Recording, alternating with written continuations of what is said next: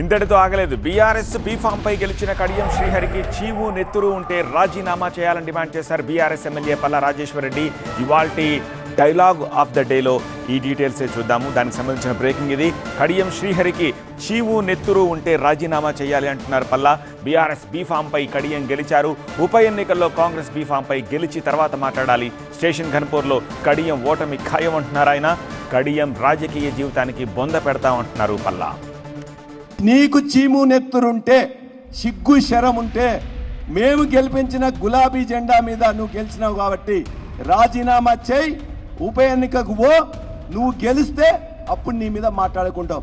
అప్పటి వరకు బరాబర్గా మాట్లాడే హక్కు మాకున్నది. మాట్లాడుతూనే ఉంటాం. నీ అక్రమాలను ఎదుర్కొంటూనే ఉంటాం.